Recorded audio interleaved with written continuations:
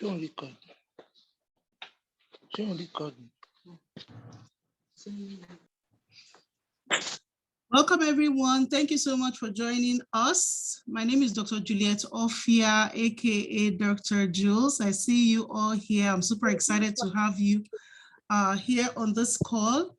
So if you can hear me, please type a Y. I see you, Emeka Odom. Thank you so much for being here. Welcome, everyone. Thank you so much. So I see you. Please type a Y if you can hear and see me. Type Y.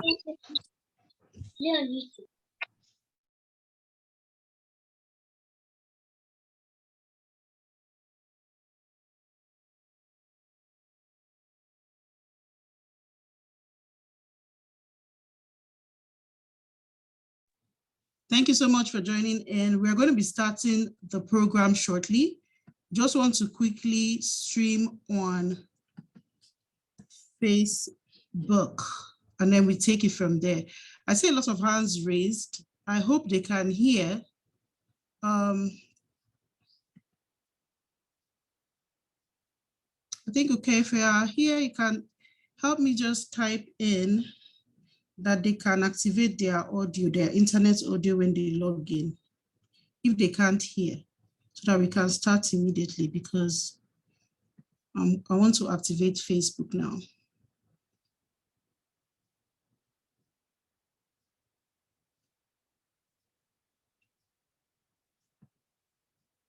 So we'd like to know where you are listening from. So if you can type in where you're listening from, that would be awesome.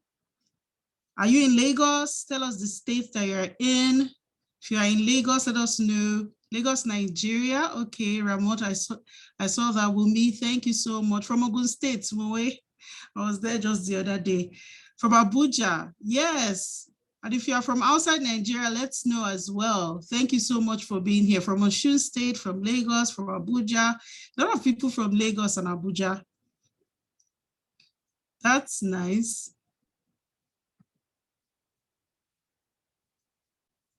Beautiful. I can see also that you are finding it very easy to navigate the chat platform. But if you are here and you are also in the WhatsApp room that we put everybody, that's everybody, all the attendees, you're all on WhatsApp. We also want to make sure we touch base with you guys as well. So feel free to also put your questions there if you have any questions when we get to that segment, okay? We're not taking questions now, but we just want to make sure people that don't know how to use the Zoom platform, you don't know how to send in your questions, you can also use the WhatsApp as well. Yes, we've also collated your questions on the website. A lot of you sent questions, so thank you so much for that. We'll be addressing that, those questions, okay? We'll have a lot of time for question and answer, so don't worry, everything is going to go smoothly. So,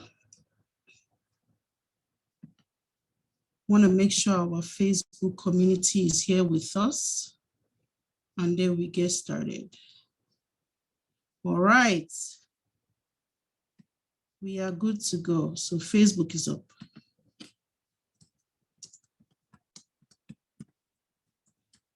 Awesome. A for go.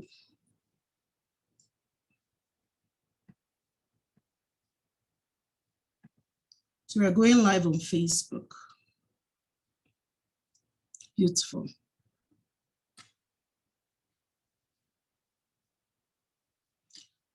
Okay, everyone, we are live on Facebook. This is our first edition of ADHD Awareness Series, okay?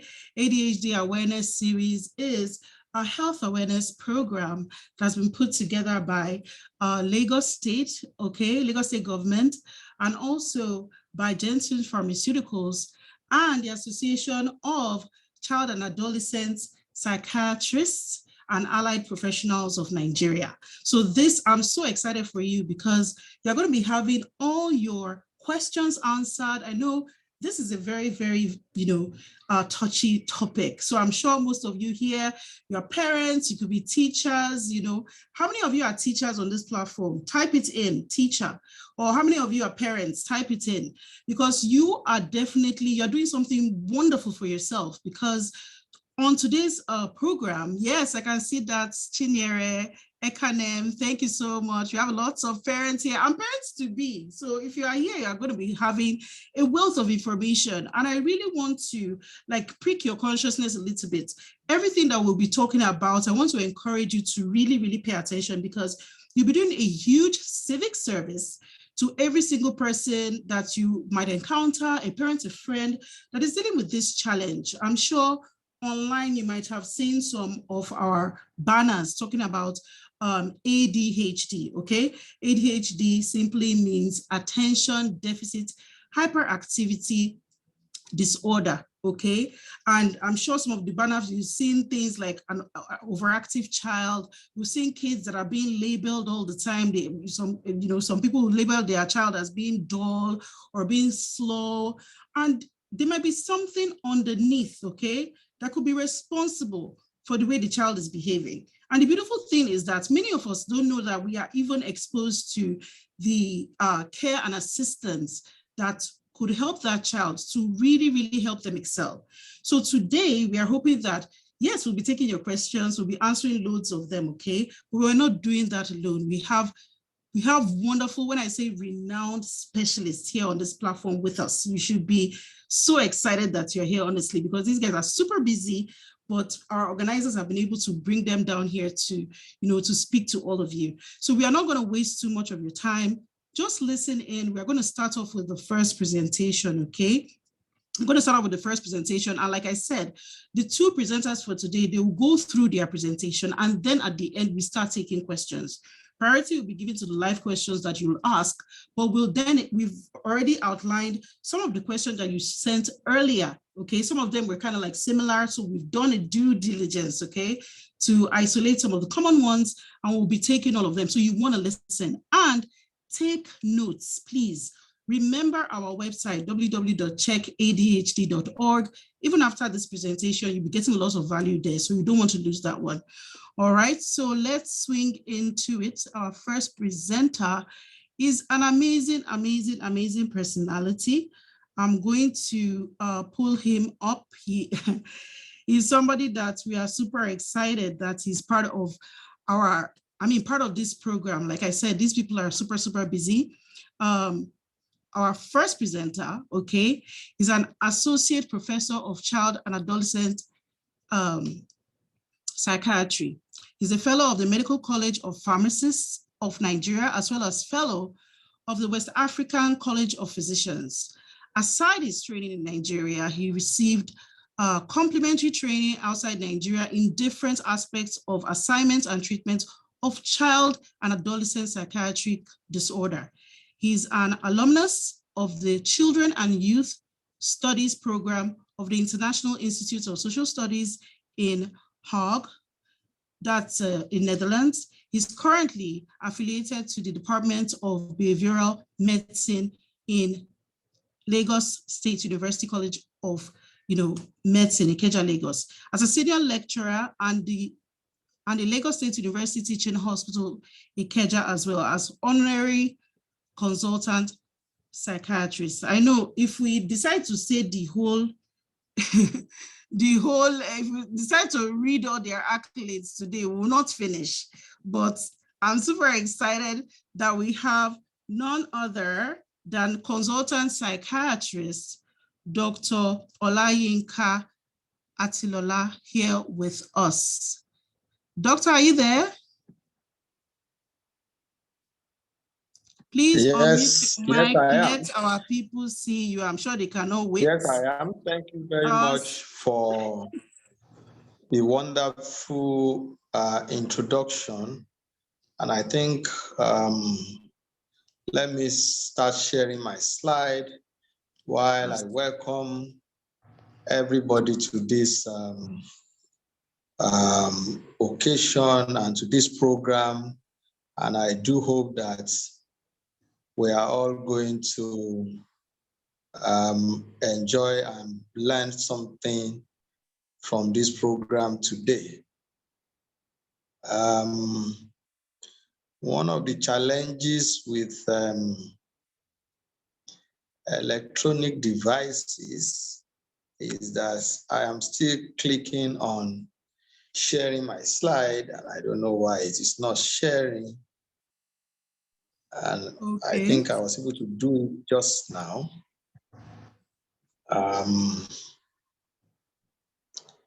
Let me try again. Okay. I think eventually it is coming up. Okay, thank you very much. My name is Olayinka Atilola, and I'll be starting this presentation today. And I will make an introduction into what ADHD is, and I'll give a little bit of information around the potential causes of ADHD, potential presentation of ADHD, and I'll give some tips about how do we manage ADHD. It's going to be a summary presentation, and after mine will be my colleague who will be expatiating further on issues such as exactly how ADHD will present in classroom setting, and of course, we expand it further from there. I will first say that ADHD is one of the most common neurodevelopmental disorders that we have, and it is usually first diagnosed in children, although while you diagnose it first during childhood, it can last into adulthood. And whichever setting, because different studies have been done in different settings using different methods, but whichever setting and whichever method you use, the prevalence rates of ADHD has hovered around 7 to 8% among children. What that means is that if you randomly pick 100 children, about 7 to 8 of them will meet the diagnostic criteria for having ADHD. 7 to 8 out of every 100 may look negligible, but that's actually a large number, because if you have a school that has about 1,000 children, that means within that school, you are probably having about 70 to 80 of those children having significant symptoms of ADHD, and that is something that should worry all of us, and I will explain later. What are the things that can cause ADHD? Because this question usually come up from time to time. What can cause ADHD? But the exact cause of ADHD is not known. We still don't understand it fully, exactly how it is caused. But we identify some risk factors. A risk factor means the things that increases the likelihood that a child will have ADHD. It doesn't mean that everybody with the risk factor must have ADHD. But when you have this risk factor, the chances are higher. And these factors include smoking and alcohol use during pregnancy. So we have found an association between smoking and use of alcohol by the mother during pregnancy and ADHD. Then children that have an history of child abuse and neglect, or those that are placed in multiple foster families. What I mean by that is those who, especially in early childhood, who move from one family to the other. They were initially staying with an uncle,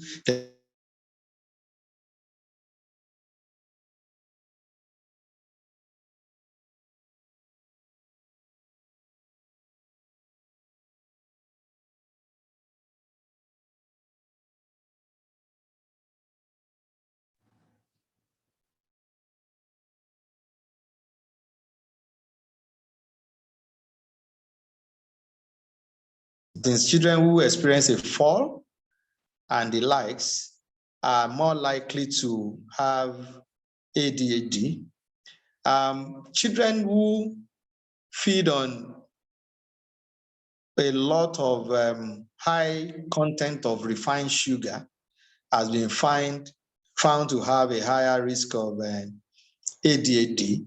There are also genetic factors that have been implicated. Children that are born preterm or premature are at higher risk.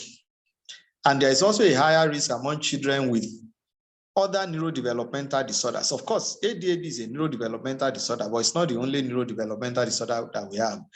Those with other neurodevelopmental disorders such as autism, dyslexia, intellectual disability are at a higher risk.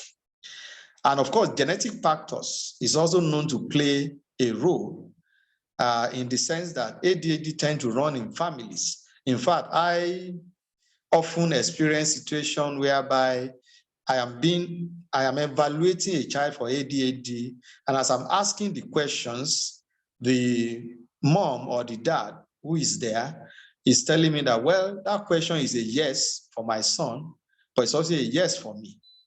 What I mean is that there is a likelihood of genetic transmission of ADHD among parents who have ADHD themselves. So having said that, what are the things that we see before we say a child has ADHD? The core features that we see is that of hyperactivity or impulsivity and inattention. And I will explain what this means as we move further. Hyperactivity and impulsivity can present as the following: a tendency to often fidget with your hand or feet or squirm. Now, what that will mean is that you are sitting on your seat and you're always tapping your leg, or you're always shifty. You're unable to sit still. A child is unable to sit still for a long time, that deliberately have to move their hand or their legs and sorts while they are sitting down. And of course, it can extend to a tendency to leave the seat in situation when remaining seated is expected. Oh, so what are these situations? Being in class, being in church, being in a program, being in a setting where what is expected is for you to stay in seat, but you keep getting out of seat repeatedly, and tendency to run around and climb when it is inappropriate. And when it's excessive, you are excessively running, excessively climbing, excessively being just everywhere. And of course, including tendency to interrupt or intrude in the activities of others, like children that when people are talking, they put their own thoughts into what other people are saying. And of course, they join other people's play without invitation and the likes. Those are other ways by which it can present. I noticed that there is a little bit of switch in my internet. That is because I am at home and I'm using my Wi-Fi, and there is a little bit of power failure. So I noticed that my slide is no longer sharing, but I think I will rectify that before we continue. Apologies for that. Let me reshare my slides so that we can continue.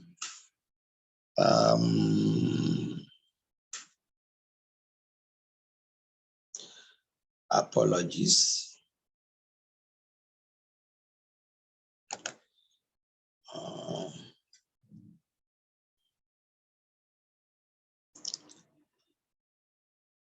Yeah, while I'm waiting for the sharing of screen, maybe I can continue, but as soon as the as soon as the slide comes back, I will just put it on.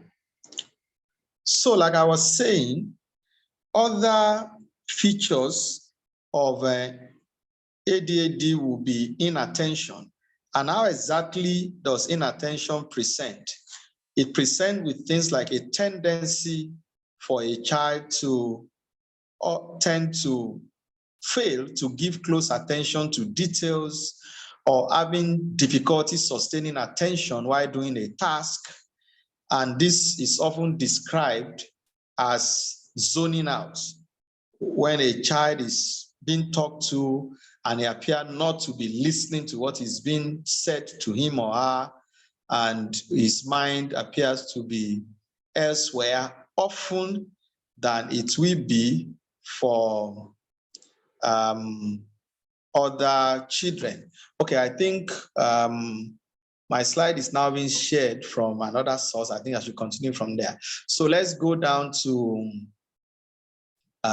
continue. Okay, let's stop there. No, before that slide.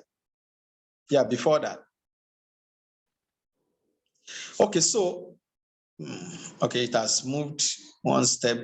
Okay, so other things will include a tendency to be easily distracted by extraneous stimuli, such as sight and sound within the environment, as in any small sound or anything that is just happening around the child will easily distract the child.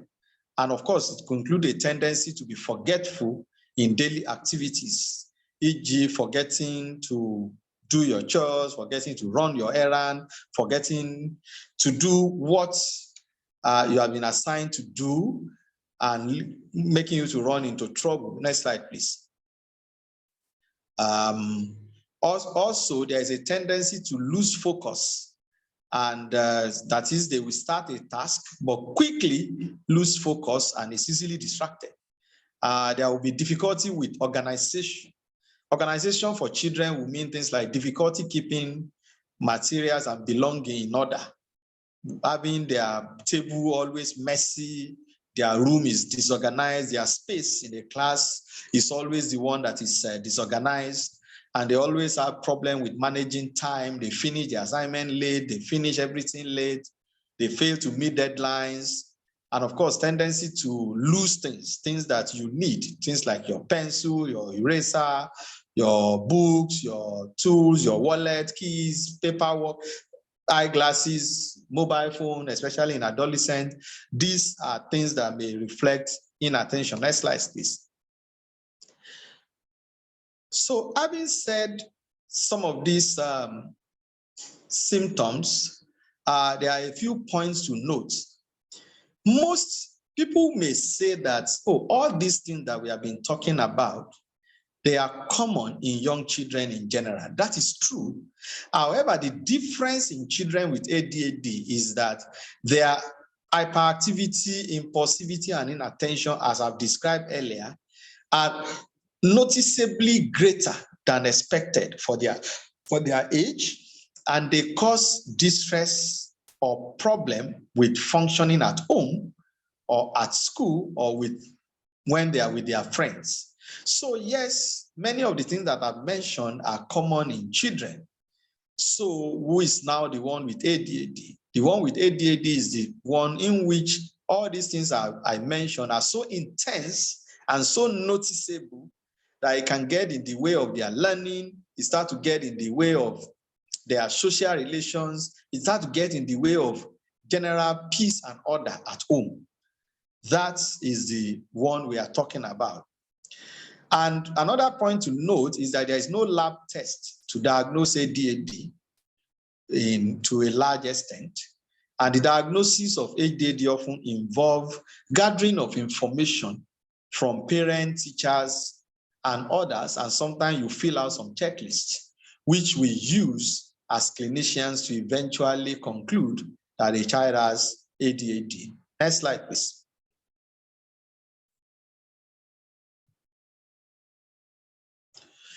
Other point is that signs of the of ADHD may be normal or absent when the child is under close supervision.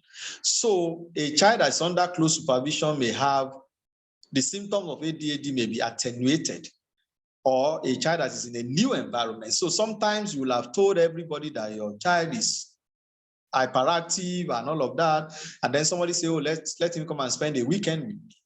And the person may give you a feedback that, oh, what, we didn't notice so much of the hyperactivity or the inattention.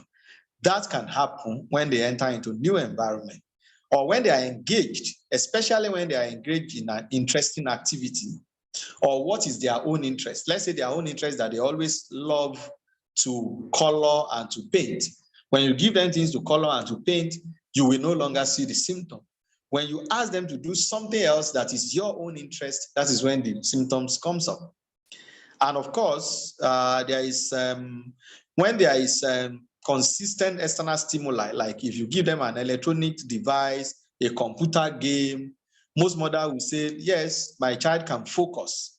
It's just that it's not serious with academics, because when he's with his computer and he's playing his game, he can be there from morning till night.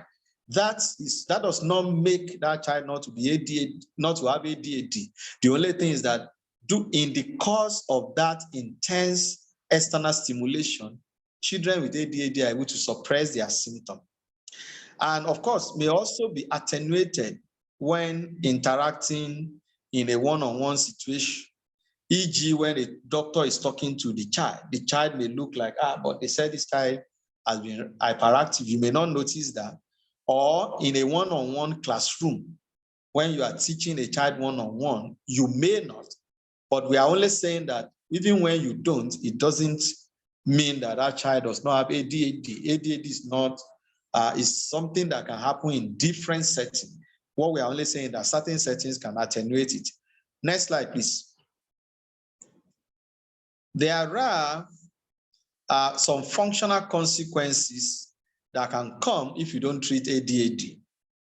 ADHD is associated with a lot of functional consequences in children, and these include poor school performance and poor academic attainment, including dropout. A lot of children with ADHD end up dropping out of school. Somebody was asking what ADHD. ADHD means attention deficit hyperactivity disorder. Attention deficit hyperactivity disorder. They could have difficulty with peer relations, such that because of a little bit of their being abrasive in the course of their hyperactivity and inattention, they may face social rejection, where people may not be wanting to be their friend because they are always very rough, or maybe they don't usually pay attention. You are talking to them, their mind is elsewhere. After some time, you don't want to talk to them again, and then they may be socially rejected.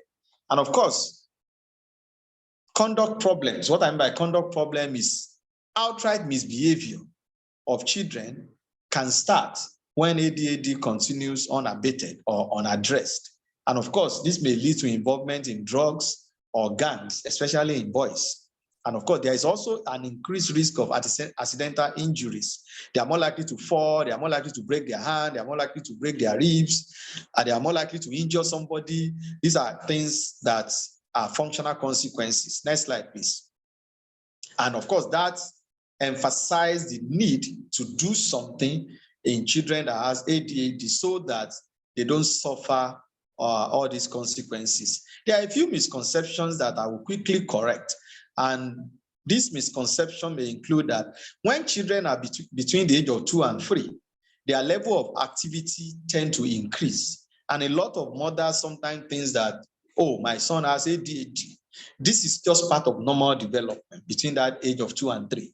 That is not necessarily ADHD. We expect an outburst of activity in children within that age. But by the time they are getting to the age of 4, we expect this hyperactivity to begin to settle down. And most children with ADHD will not settle down. That hyperactivity burst that happened between the age of 2 and 3 will just proceed and continue. And then by the time they are school ready at the age of 5, they are entering elementary school, they may have begun to show significant ADHD symptoms. Also, another misconception is that a lot of people see ADHD as a medical excuse for social characteristics such as indolence. They believe that, oh, doctors just find a name for my indolent child, for my lazy child, for my playful child, for my child as very like a daisical or a spoiled child. These are common misconceptions. ADHD is a medical condition, and except that it's a medical condition, when it takes over your attention and ability to concentrate, you may appear lazy, you may appear indolent, you may appear playful, you may appear lackadaisical, you may appear spoiled. But then that is not because you are all those attributes. That is because of the state of your health. It's a health condition. Children with ADHD, people think that they just need to try harder. Like I said, this is almost like you are telling a child, because it's a clinical condition. It's like telling a child that is having short-sightedness, that just look at the board harder. You will see it. You don't need glasses. If you don't do that, we shouldn't. There's a room to encourage a child with ADHD to get a little bit more comported to manage themselves, but we should not dismiss it as they just need to try harder. If you try harder, all these ADHD that people are saying, there's nothing like that. This is just a boy that needs to sit up. It's not always true. And a child, they sometimes think that a child who is hyperactive cannot have, who is not hyperactive cannot have ADHD. It's also not true, because there is a type of ADHD that doesn't come with hyperactivity. It only comes with inattention, inability to focus. And a lot of people misconstrue that to be like, if he has ADHD, why is he not hyperactive? And again, we also know that sometimes children start with symptoms of ADHD that contain both hyperactivity and inattention. But by the time they get to the age of 8 to 10, the hyperactivity may disappear, leaving them only with inattention. And there are children that does not even have hyperactivity at all, but have inattention. They all have ADHD, except that there are different types. And some people think that children with ADHD will outgrow it. Not entirely true. It is possible for symptoms of ADHD to reduce. It is possible for children to have a better mastery of how to manage their ADHD, but it does not necessarily mean that their ADHD symptom has disappeared and that they have outgrown it. It's better that we give them the help that they need. Please, next slide, as I'm trying to round up. So, when it comes to management, there are things that we do when we are managing ADHD. Some of these can be things that we can do within the school environment. Some can be things that we can do at home. For instance, simple measures like sitting a child with ADHD closer to the teacher so that the teacher can be giving attention prompts from time to time. And also, the teacher was able to set limits for the child, because if the child wants to leave seat, just say, don't leave there.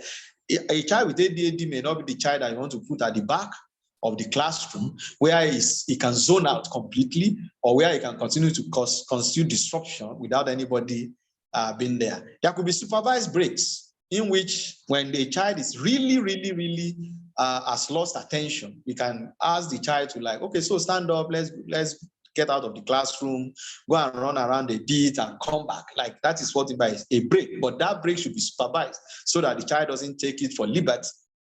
And of course, having extended time to complete tasks can also help, because if you have a lot of breaks in between, because your attention gets lost, you may not be able to complete your task on time.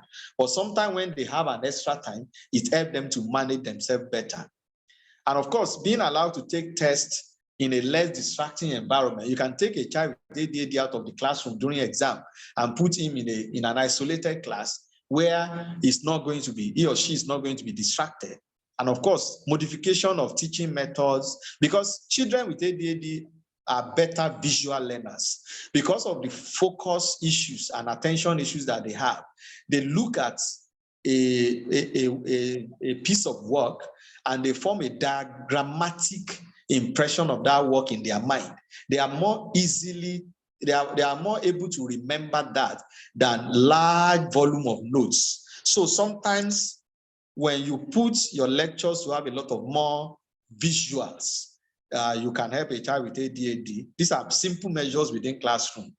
But unfortunately, sometimes when we see all these things, we also know that sometimes teachers are overburdened and they may not be able to one-on-one supervise a child with ADHD. Sometimes there might be a need to have an assistant teacher who is within the classroom and helping the child with ADHD to keep attention and also to keep within boundaries. Next slide, please. Beyond school, also at home, there are some home-based behavioral management that can be done. There are a few things that we call positive reinforcement, that is use of reward. It's a behavioral problem, and behavioral problem traditionally respond to reward. When a child is able to keep his attention focused for a longer period than usual, you can reward the child with, of course, candies or something that the child likes. Or if they are able to follow certain instructional control that put their behavior under check, you may give them a reward. Another one is what we call the response cost, in which you withdraw privileges when they are not able to maintain focus or keep their behavior within checks. Because, like I said, it's a behavioral problem. It can respond. However, sometimes we combine these two, both positive reinforcement and response cost, in which we call it token economy, in which you have an understanding with the child. What are the things I need you to do? When you wake up in the morning, you need to spend less time in the bathroom. You need to be able to get yourself ready before 6 o'clock. These are the problems that children with ADHD have. So for every day that they're able to achieve that, you give them like a star. And you say, if you're able to get up to 5 stars, I'll give you this reward. Many at times, when properly done, some of these things are behavioral techniques that can help children with ADHD. Next slide, please.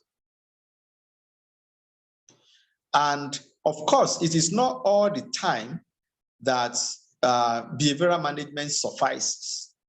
When behavioral management is either not effective or not realistic, sometimes so there are some medications that can be used to treat ADHD.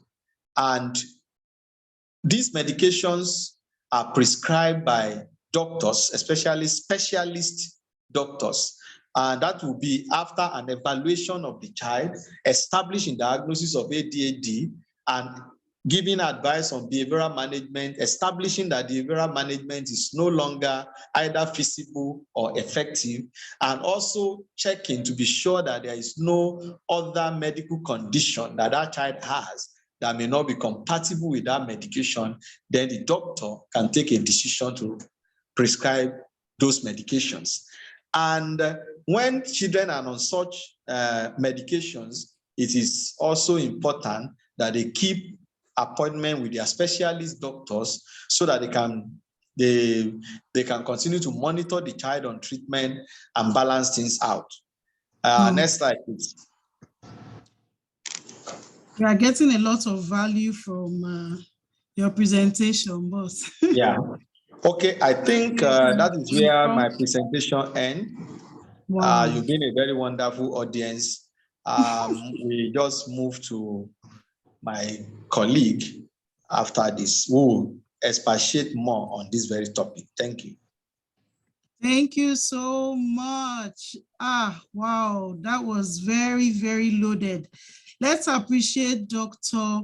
Olayinka Atilola. I'm sure everybody have seen thumbs up. People are asking if they can have the slides.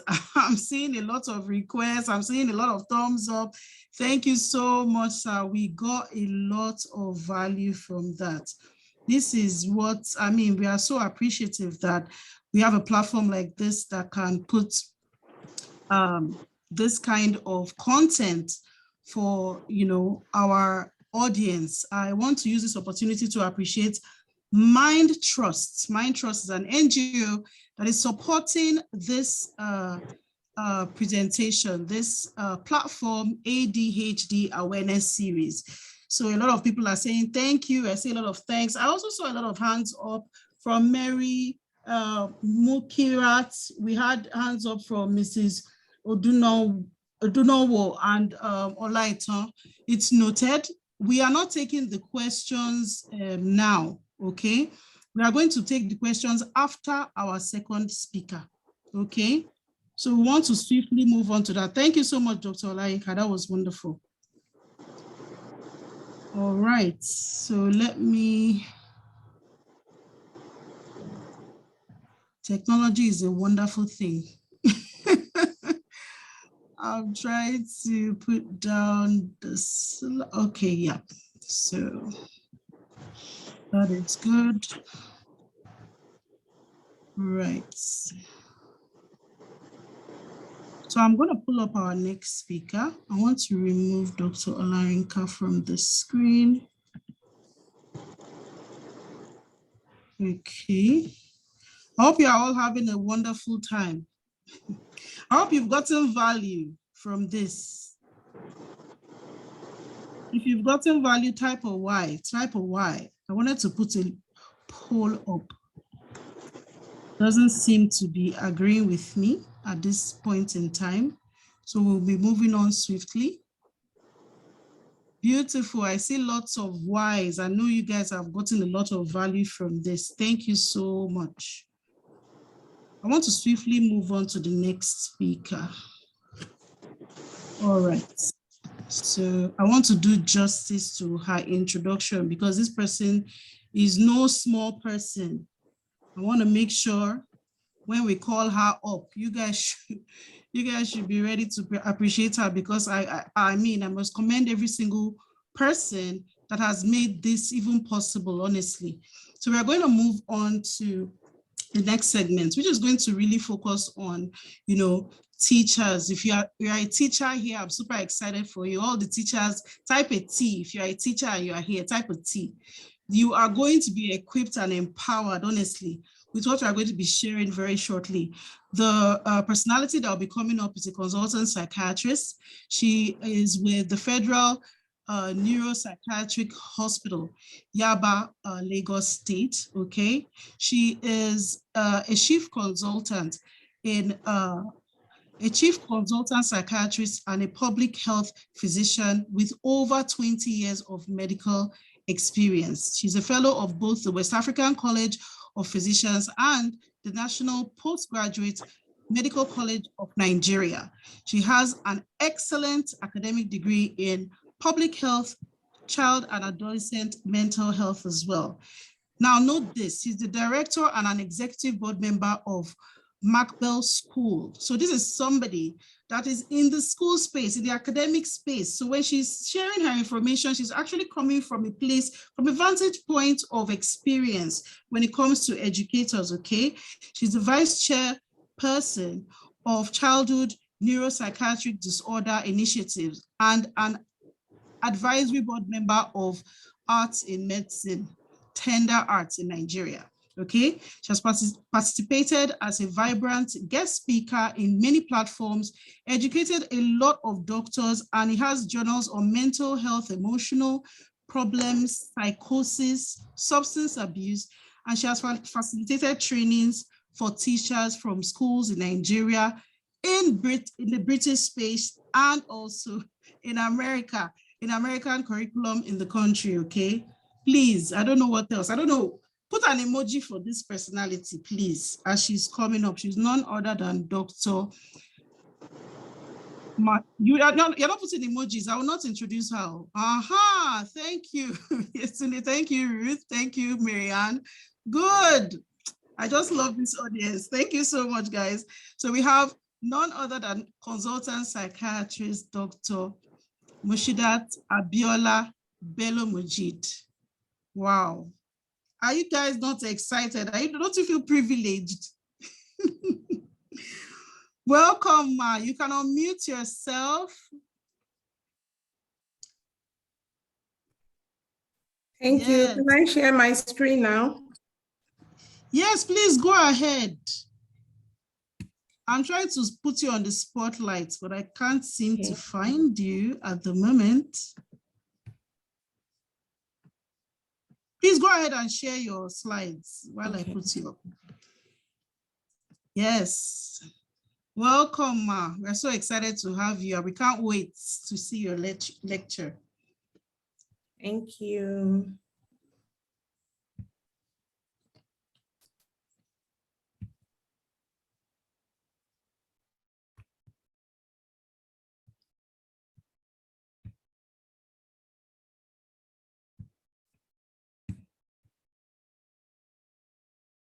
I have, okay.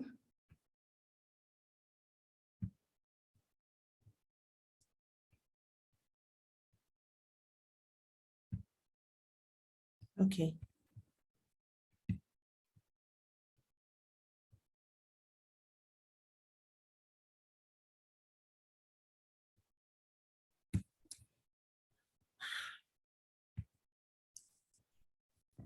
Hello, everyone. Can you hear me?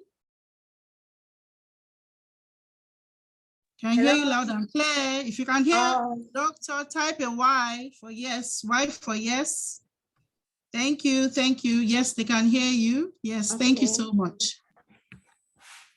A wonderful evening to everyone. Thank you so much for that introduction. And I'm super excited to connect with teachers, parents, caregivers on this very important topic, awareness for attention deficit hyperactivity disorder. My first colleague, Professor Atilola, had done very well. And I would rather go practical to make it more relevant to all of us. How does it manifest in the classroom? First, we need to understand that ADHD may have different faces, may have different manifestations. So for us in the classroom, we want to know how it manifests. I am a consultant psychiatrist, but I work actively with children and adolescents in school settings, and I do quite a number of assessments for them. We have important learning objectives. At the end of this training, all of us participants should be able to understand the link between ADHD, attention deficit hyperactivity disorder, and the classrooms. We should also know how common ADHD, how commonly it could manifest in the classroom. And we should be able to understand the concept of ADHD icebergs, as well as red flags for ADHD. All these are important, and we'll see the importance as we move on. ADHD, just for a background, is a developmental condition. That is, it occurs in the process of the development of a child, specifically the brain of that child. It will present in different ways, but it usually presents early, and that's why we said is early developmental condition. But most times, the manifestation may not be obvious in school if it is mild, or if it is not with a lot of hyperactivity, which is disruptive. That is, we are saying some may have majorly inattention, while some will have mainly hyperactivity, a very high energy level, and some will have combination of both. But what is common in school environment is that when we have those children in school setting that start to struggle as there is complexity of the academic requirements, it may be that we have to pay attention and look further for possible symptoms of ADHD. They've talked about quite a number of causes, which may range from genetics, environment, and all that. But importantly, we should know that it interferes significantly with how this child will behave. And we should know that the ADHD we're talking about has the aspect of the functions of the brain being affected. And because it's the brain that will, work on how we will behave. So it will affect the aspects that will regulate the activity of the child, the aspect that will regulate how attentive this child will be when given tasks in the classroom, as well as how appropriate the behavior will be. Many a time we tag the behavior. We say this child is stubborn, is a restless child, is weird, which are really, really stigmatizing and very worrisome. But it goes beyond the behavior. When we talked about the impact of ADHD, that is, it affects the higher executive function, that is the higher brain function. For example, the reasoning, the aspects that will regulate the behavior. It affects academics, which is an important aspect of why a child is in school. It affects social skills, relationships, the emotions. This child may feel frustrated, irritable, anxious, and all that. And importantly, we should know that many a time, ADHD doesn't work alone. It goes hand in hand with other developmental childhood conditions, such as oppositional. The child may be labeled to be very, very trans, very stubborn with no conduct. Or the child may also have autism, may have conduct problems. So many a time, it does not work alone. It comes with some other condition. So bring it back home to the class setting. I will illustrate with an example of a case seen in a school setting. 8-year-old boy from a low socioeconomic class who enrolled in a public school, but apparently had changed several schools before I saw. And the concern of the parents that brought the child was that, one, the child was not learning from previous schools. And the last school advised that this child should be stopped from going to school because the child was not learning. On observation, it was found that this child found it difficult to remain calm or still on a seat, who hit the road without even thinking. At times, this child would just be playing rough, as exemplified by some of those features, and frequently has been losing items, was irritable, things that ordinarily should not make a child to be angry. He was unduly irritable, was shouting, and the body had quite a number of bruises, multiple injuries at different stages of healing. This child was in that other public school for the first week. And the findings were such that the child could jump from one place to another, would start to eat or push other pupils while those were playing together. The child may just get there without obvious reason. I would just push them and they were getting injured. So those other children were moving away from him and were saying that he's a bad boy, that they don't want to play with him. He kept on going to them, but they had to move away. And he was also not sitting still on the seat, was still getting into fight, despite the fact that they were moving away from him. The teacher's report at the end of 1 week revealed that he was very restless, he was impatient, he would shout with unclear speech. He also had some difficulties with communication. He interrupts other people's discussion, he interrupts teachers, he interrupts the speech of peers, and he had very poor handwriting.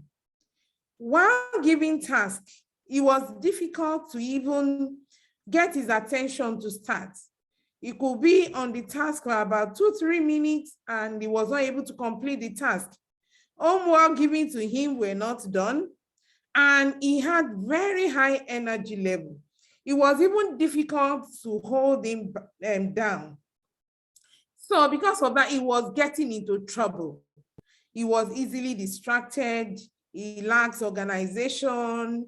He wandered off task. He was having trouble even comprehending instructions given to him. And he could not even remember things he was told few minutes earlier on.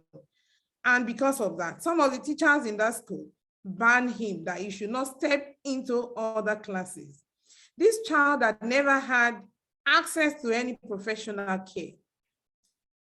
The second case, also seen in a school environment, was in a secondary school, that is a higher level of the college. By the time this child was in the secondary school, he started to have, in the GSS 1, GSS 3, she started to have real difficulties with academics. But even before she got to the secondary school, she'd been having the same or similar issues of losing items, was finding it difficult to focus. But however, the child described herself as being smart because she was still able to have marks that were above average. So despite even being smart, at that middle school, it was suggested to the parent that they should see a professional.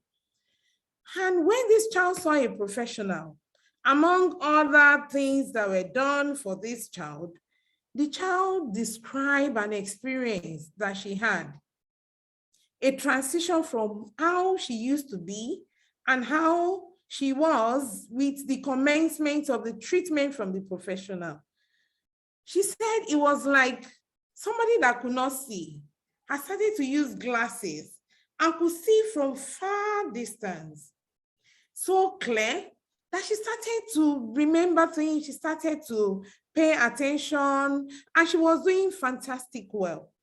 And that without extra effort, the GPA, the percentage just went up above 80%, somebody that was struggling around 50, 45% before then. And this child also said that before, the peers don't like to come to her, that they don't like to be a friend, but after being given the professional help, she had friends. She started to think of what she could do, but because she still needed continual support, which was not attended to, she dropped out of higher college, that is when she got to university, because then she was not having a continual professional help. Those two cases are clear-cut examples of how children with ADHD will present in a classroom setting or in a school environment. Remember, we said it may be mainly inattention that the child has. Being on the high energy level or restless may not be obvious. And in some cases, it may be the high energy level that'll be obvious, and the child is tagged being restless or being on the go. In some other cases, it may be that the child was just impulsive, would just act without thinking. I would like to emphasize that in preschoolers, those that have not entered into our so-called primary education level, preschoolers, we could look out for some things of inattention, hyperactivity, and also impulsivity in them. The first 3 points being projected, difficulty with circle time. You will see that other children will be together, they'll be having circle time. They will, go through the rhymes and all that. But this child that is inattentive will have quite a number of significant difficulty with that. Maybe slow to start to learn how to write letters and numbers, and may also have difficulties following rules. In terms of hyperactivity or high energy level for the preschoolers, we may see similar difficulty in staying on a seat, may just be moving around, what people may say aimless moving around without any particular thing. Or maybe running, jumping, maybe falling off from chairs, tables, and may also have injuries. The child may just be making noises. Noise will shout without meaningful communication from it. Or the child may be impulsive, even in preschooler. You may just see that the hand The hand, it will be difficult to have it on a side. The hand may just be doing some, non-productive or unhealthy tasks, or tasks that are not purpose-driven. The preschooler may not be able to wait for turn, may also, eat or interrupt on people's discussion. Or by the time you see that the caregiver is there, for example, with this pen, without waiting for the caregivers to give some of those items to the preschooler may just, grab it and start to scatter things and all that. I may also eat the road. For those that are school age group, it will be more prominent, because then it is expected that in the classrooms, they should have a better structure or organized behavior. But we still see this series of features are put in a table for our better understanding. But significantly, in a classroom or school setting, many a time what you see for the hyperactivity, apart from always running without purpose, is that this child will often eat other people without reasons, may slap them, may push them, they get injured, also get injured. So nobody likes to get near such a child. Even the parents will be sending messages to the school that I don't want my child to get injured or to play with so person. And the child, although may talk so much may not really have substance. The talk may not really have appreciable content. Other aspects of it are similar to what had been highlighted earlier on. But for the inattention, we should pay emphasis to the aspect of organization, because they have serious difficulties in organizing tasks. And mind you, these features or presentations will have been ongoing for a series of months or even years.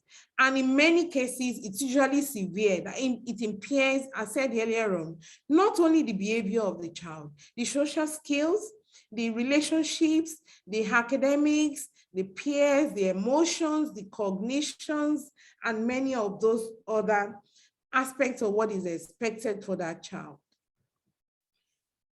It is good to look at a similar or a popular saying that you look at the tip of the iceberg. What you're seeing above that tip of that iceberg, as illustrated in this figure, is mainly showing the hyperactivity, impulsivity, and the inattention that we've been talking about. But that is just about less than 20% of what the child has in terms of how serious this medical condition is. About 90% or more than 80% of other issues in this affected child are embedded below the icebergs, like illustrated here. For example, we are not able to see the neurotransmitter imbalance in the brain. For example, we talked about stress hormones or neurotransmitters like dopamine in this frontal part of the brain, which is expected for the high executive function.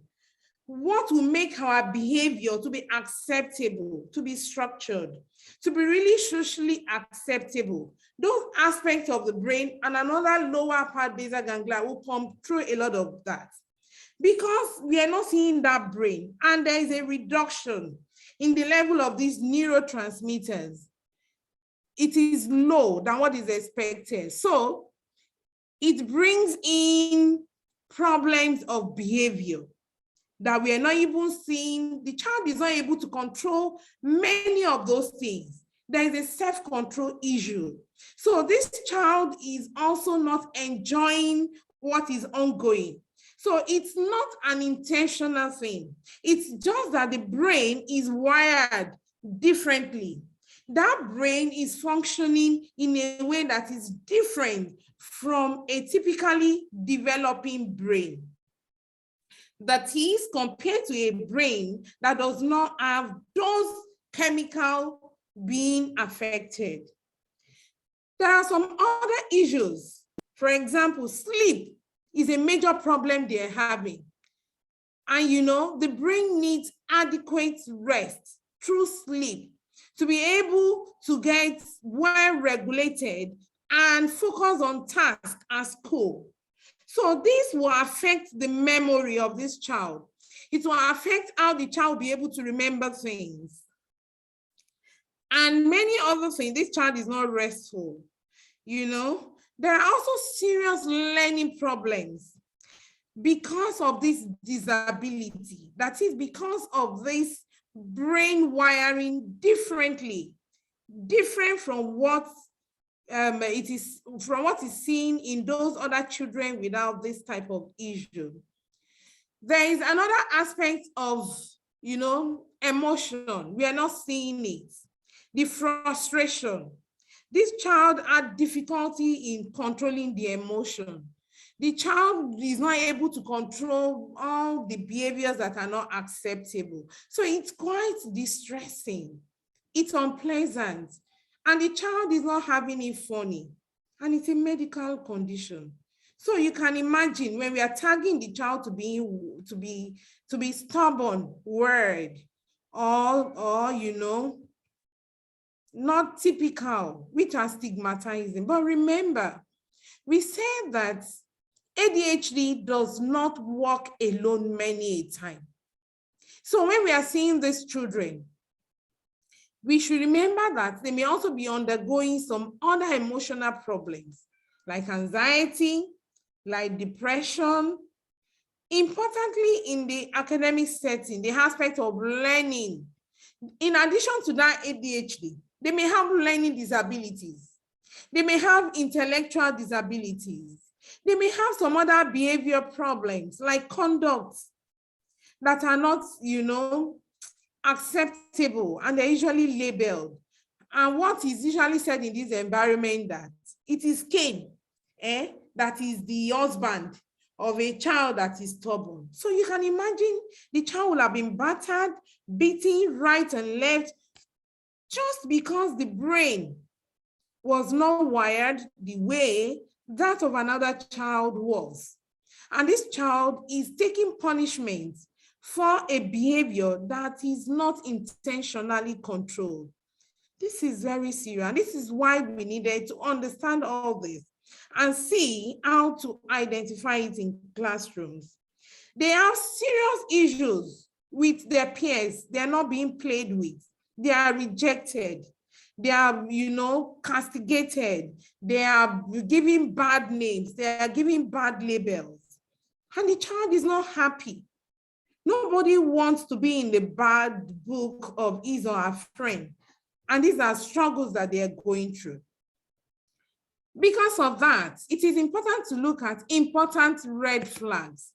That is, important things to look out for in classrooms or school settings that may be suggestive of ADHD being present in the child.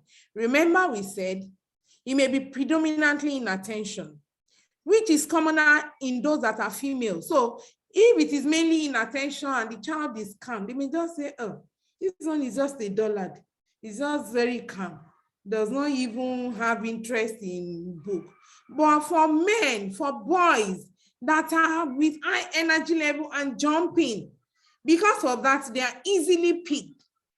They are easily identified because they can't sit at a point. They are injuring other people. They are stressing parents. But many a time, the females are not picked and they are not attended to, and they continue to suffer.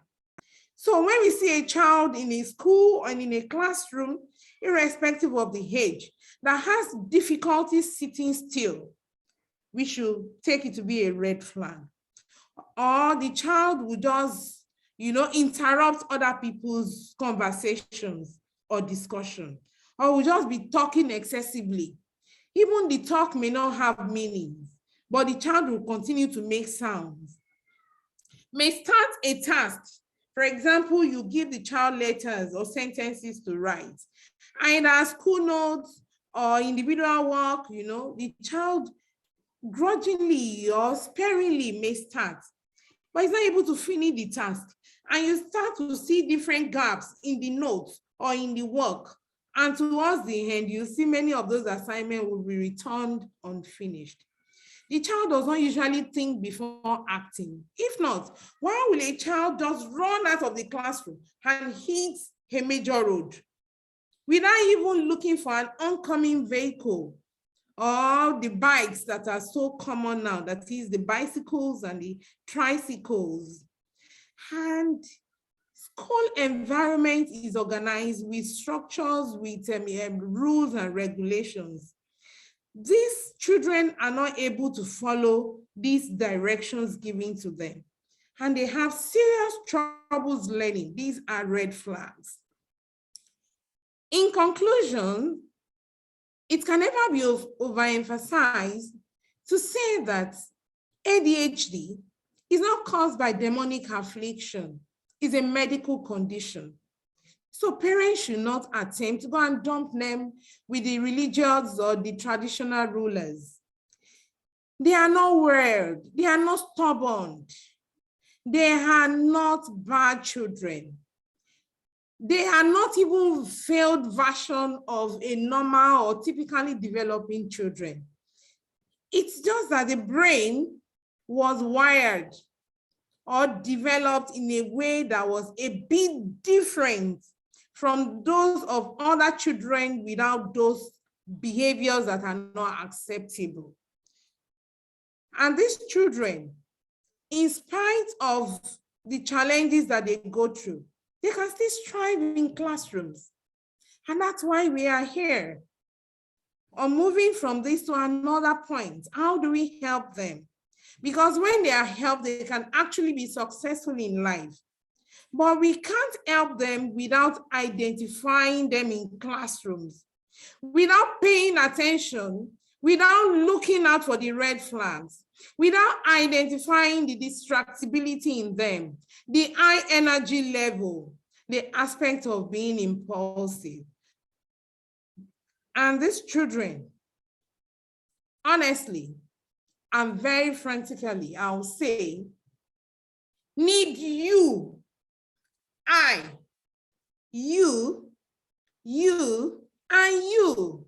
So all of us, all teachers, all caregivers, all humanity are very pivotal, but especially teachers play a key role in the identification of these children and in their acceptance in the classroom.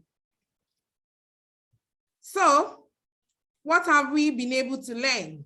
We've been able to see a link between ADHD and the classrooms, things to look out for.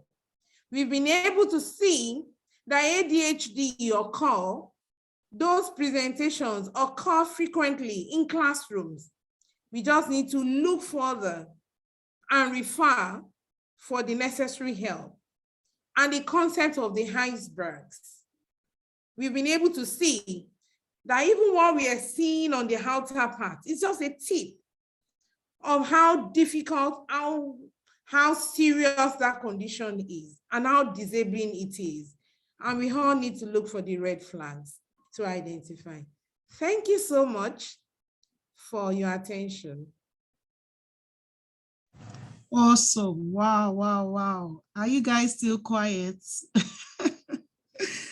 That was absolutely wonderful. Thank you so much. Please, let's appreciate Dr. Bello Majid. Please, please, guys, let's stop the annotation on the screen. Let's stop annotation on the screen and pay attention. It's all about attention, isn't it? Yeah. Yes. Every human being needs that attention. You need the attention. I mean, Yeah. I'm sure some of you are watching it with your kids and stuff like that. You want to show them that you are, paying attention and you're listening to what our specialist is saying, because we've gotten a lot of information. Thank you so much, Dr. Bolamujid. It was quite, and I love the simplistic way in which you're delivering the message and the stories that you're sharing. You guys are doing such a wonderful, wonderful job. I know you have another slide for teachers, a support system in the journey of ADHD, correct? Yeah, absolutely. But I would like to know if you want to take I'm just trying to look now, or at the end of the at the end of all the presentations. I'm thinking it should be at the end, to be honest. That's fine. Because if we start taking the questions, I don't know how many minutes is the next slide. Yeah. Yes, and I'm sure. Okay, some people want the transcription, some people don't want the transcription. I don't know. We are trying to make sure you get. I think we can take out the transcription. It's not correct, so it's quite distracting. It's not saying exactly, you know, how it. Yeah. Yes, I also noticed that, and a lot of people were saying that it's distracting. So yes, you know, we are trying as much as possible to give you guys the absolute best, okay? So please just bear with us. We are recording this session. So hopefully you can always go to the link and watch it as many times as possible, okay? So for the sake of delivery this evening, let's just work with, you know, the audio, okay? So we see a lot of questions are coming in. People are asking for the slides. I'll talk to management about that. We've taken note of your requests. But I'm thinking we should quickly go through the slides, okay? And then we can take the questions. So Dr. Bolamujid, you just have to be very timely because we are working with time. We are trying to wrap up at least by 6. And this is the real training session. Yeah, okay. I'm trying my best. I know you are. Thank you so much, Ma. Please bear with us. So I hope you can share your slides, the second slide, so that we can just go through them, maybe a couple of minutes, and then we take questions before we wrap up. They have lots of questions. So can I start, please? Yes. Okay, what do you think? Yes, please. Okay. Thank you. So if you can just do it like a few minutes, 10, I mean, we've gotten a wealth of info. So if it's just like 10 minutes, give or take, I think we'll have enough time to mainly we're still talking on teachers. Awesome. We're still on teachers, and we're looking at teachers as very important vehicle to helping children with ADHD, to helping individuals with ADHD in school settings, in classrooms. That is, teacher as a support system in the journey of individuals with ADHD. These are the objectives. We should be able to know the roles of all of us as teachers. Caregivers too, they're also teachers. In the classroom, we should be able to understand the perspective referred to as ADHD disability perspective in the classroom. And very, very importantly, if I'm not talking about anything, I'll just go to the practical tips. We should be able to learn practical tips that will help us in supporting children with ADHD in the classrooms. So many of these I've emphasized earlier on, that teachers are fundamental pillars. And for the ADHD, remember, it will come in form of inattention hyperactivity or a combination of both. We have difficult learning, difficult struggles, and all this will impair the outcome of the child in the classroom. For us to have this child or these children to succeed, we need to understand this behavior, and that is a very important aspect of this awareness series for ADHD. And after understanding those behaviors or the condition, then We have to set them for the success that they truly deserved, because they didn't choose to have ADHD. They didn't choose to have brains with ADHD. This is a very important aspect of the ADHD disability perspective. I've explained it earlier on. That is, we have quite a number of issues below the icebergs. We have executive functions issues. So they don't have those skills that are the higher level. And that is why they're having problems with complex tasks. When they are in preschool, if it is mild, or if it is predominantly a type and not combination of the two major features, they may still be able to move. But by the time the task becomes more complex, especially in secondary or higher institutions, then they start to have major problems and they get into troubles. They are not able to study because of the short attention span. We've talked about how they could not complete tasks. They have major organization task issues, still linked to the higher executive functions. They are not able to control themselves. They have emotions. They have irritability. They are frustrated. So why teachers? Why are we linking teachers with ADHD? We know that teachers are very essential in school settings. School settings are usually structured with rules and regulations that will have to be obeyed, because it's a formal setting compared to home. That's why when we talk about ADHD, we're not just looking at those features only in school setting to make the diagnosis that, yeah, this is ADHD. We had to look at least two different contexts. For example, maybe school and home, or school and clinic, or school and community, or social gatherings. So we had to combine. School is a formal setting where it is expected that the child should follow these rules.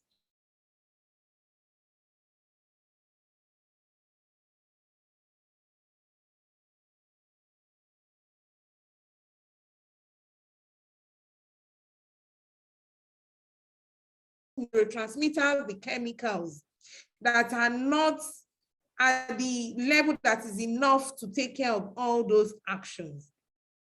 So because of that, they are not able to delay gratifications. Ideally, it is expected you should wait till you are giving some things you wanted, but they are not able to wait.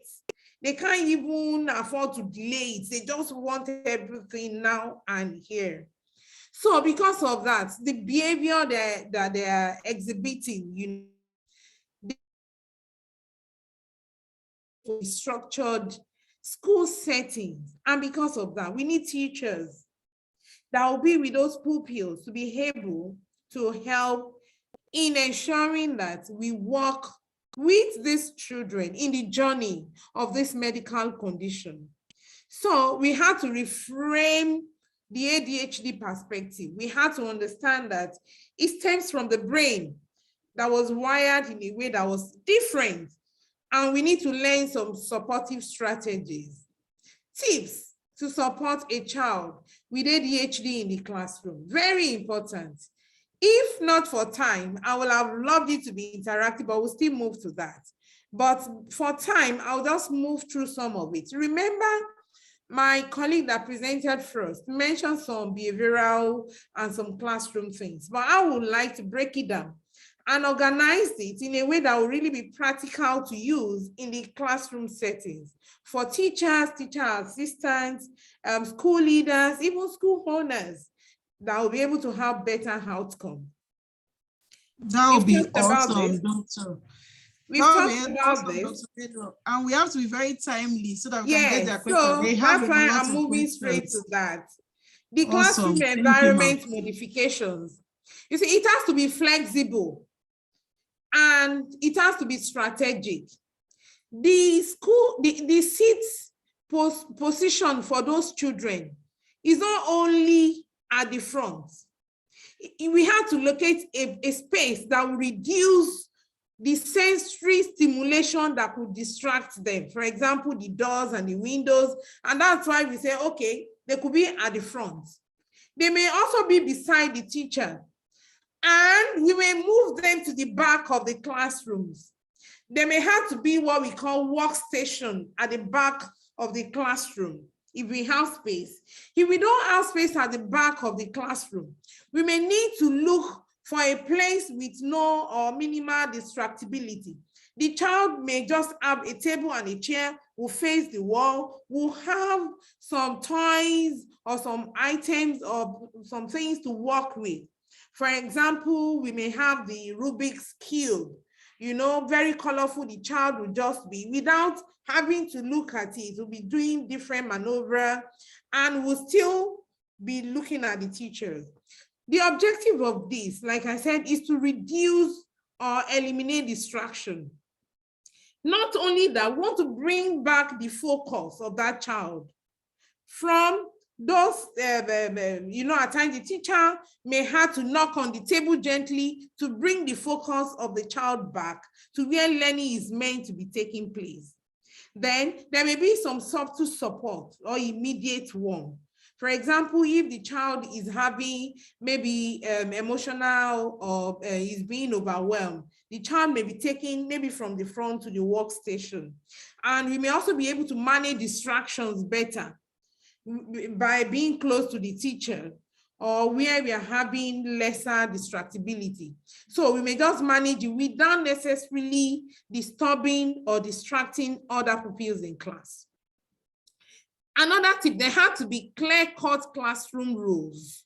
There have to be ground rules.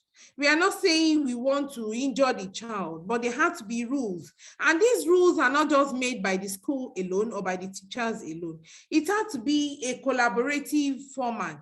We make it together with the pupils. Remember, it depends on the setting. You may have a mainstream school. You may have those that are inclusive. You may have those that will bring in, you know, therapists to bring in the aspects. They may not be in the school 24 hours, and it may just be a special school facilities. And there have to be feedbacks in working with the child. As they're doing that, they have to be asking them, do you get this and things like that. And they have to be taking them back to remind them of the rules, but the rules will have to be simple and agreed by both the pupils and the teachers. There have to be structured routines and roles. The routines may be in form of pictures, or we assign different roles to different pupils.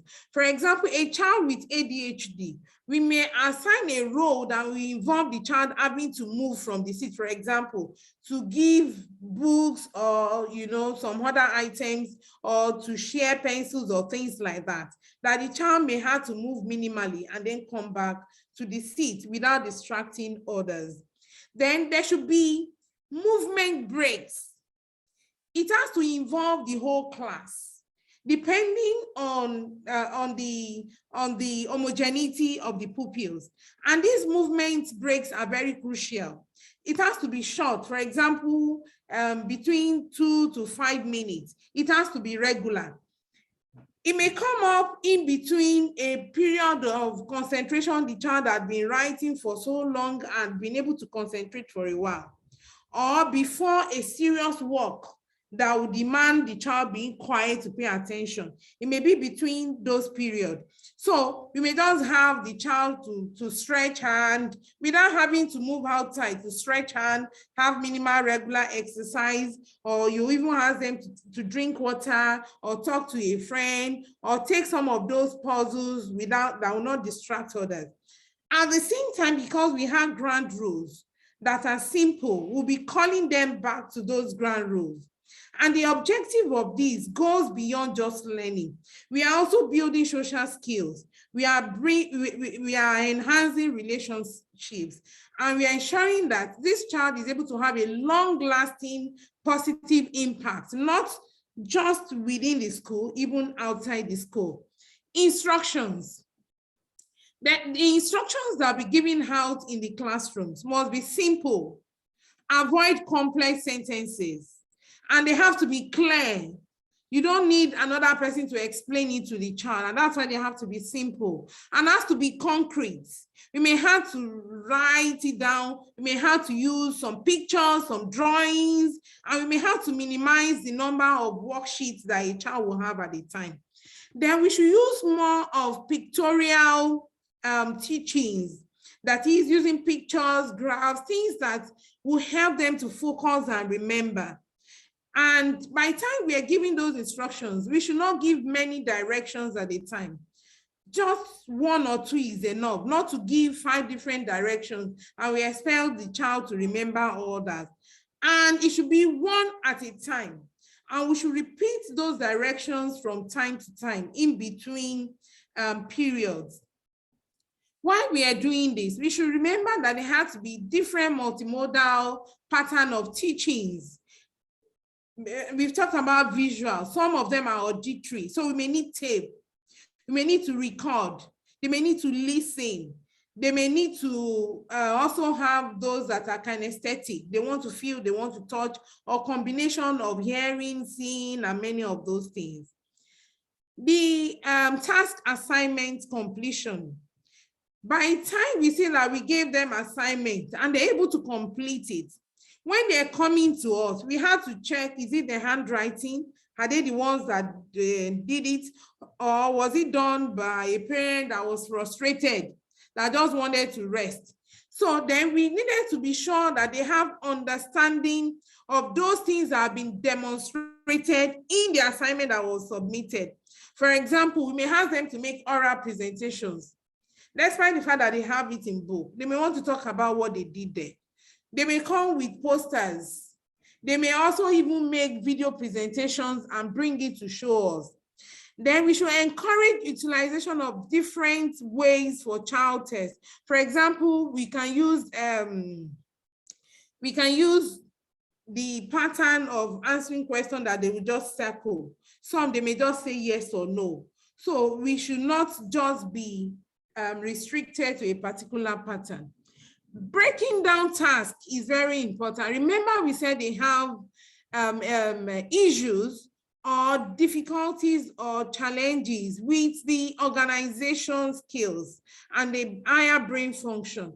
So any task we are giving them or assignment must be breaking down very well into simpler pieces or smaller chunks.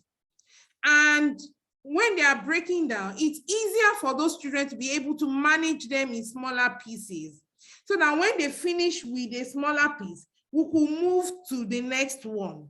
But before we start to break it down, we may want to explain everything to them. They may have like different puzzles. We may explain what it is and all that. And after that, then break it down into smaller pieces or smaller pictures. We may have series of pictures to convey that message, so that as they're seeing it, is helping them to focus. We know that they usually lose their assignment notebooks and other important parts of their school bags. So we may need to ask parents to buy extra books at home, so that it will not be an excuse that was why the homework was not done. And by the time the homework is done, submitted, we should be able to reward them. We can praise their effort. We can put some other colorful things that will really help them. Then by the time we are saying that, okay, we are asking a question in class, we should not expect them to just tell us the answer or the response immediately. Allow a child with ADHD to think before answering. Maybe 10 to 20 seconds, ask them to think. You know, you're also asking the questions in a simpler way, in a manageable format. So let them think. You are teaching them to think before they give the responses. Organizational skills. They need to have to-do list. It's not all schools that will be able to buy many of these items that are ordered. We may have exercise books that we will put a list of the things we want them to do for that day. Some may have some visual planners if the school is able to afford it. We may have checklists, either printed or written out in A4 paper or notebooks, And we could even laminate those checklists so that every day they're also looking at it. They know the things they had to do on daily basis, and you had to show it to them. And some of them may have organizer or electronic calendar, then assignment planner. We can give them a notebook that will be like an organizer for them. You know, they forget things a lot. So when they are writing it down, they are writing dates per day. You can see that this is the real practical aspect. And that's why it is very important for us to pay attention to all this. Then we are taking them out. The use of the gadgets, man, that's another way that the kids will be able to use it constructively. That's almost like a positive way of using their gadgets. I'm so sorry to cut you. I'm because just looking I at have to be fast with this because of time. There are different things that are in place when we talk about gadgets. They are meant to be supervised, and there had to be the restrictions and all that. Well, and things that they are doing are being monitored. So it's not as if they're in control of it. So we are teaching them different forms of organization skills, such that in classrooms, they know every day, even when they are coming to class, they will have to go through all those things to remind them of how their routines will be. And we also have folders, baskets, boxes to organize different items on the table so that the table will not be untidy.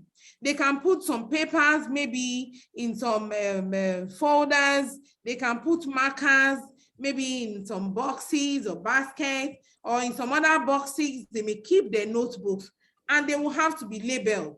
The boxes may be of different colors. So often we use different color coding because they are visual learners, and they may also be kinesthetic learners. Different color coding materials for different things we want them to do. And from time to time, we had to retrace, we had to go back to remind them of those things that they have to do. While we are doing all this and they're having a better skills in organizing those aspects of their activities or tasks, we're also building social skills, which are things below the icebergs. Remember the ADHD tip of icebergs, below the icebergs, you have many of those social issues. Some other tips, they have to be frequent checks. Even as they're doing their work, you had to move around, you had to check and get a feedback from them. Ask them, like, okay, they understand this, they should repeat some of the things that you have said. And when it's not just a one-way direction, we have to listen to the child. If the child is making a concerned statement, we should be patient to get that message and address it. It also makes the child to trust us, and we are building respect for that child, and the child's self-esteem is being worked on at the same time. So the notes lessons, they need to take notes. They have to be outlined when we are giving them lessons, such that it will enhance the attention. Remember, they have inattention, they have attention, struggle, and all that.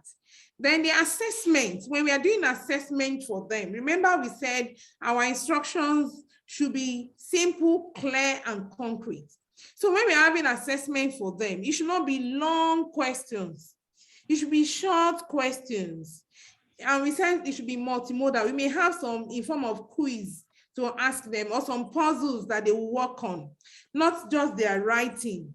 They are working on some things, they're looking at it, they're writing some other things. They are also just responding and talking, and also building social skills at the same time.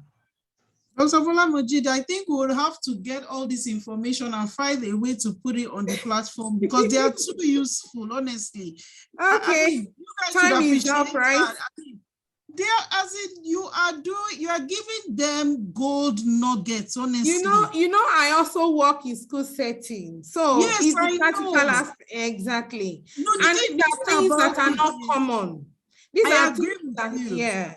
That is why I'm super excited that we have a platform like this that has the potential to be a series, and we can get lots of this information out there.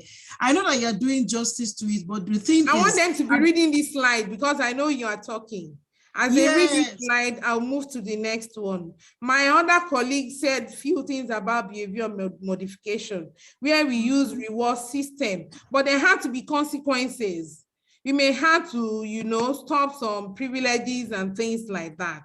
So then also remember that relaxation is very important.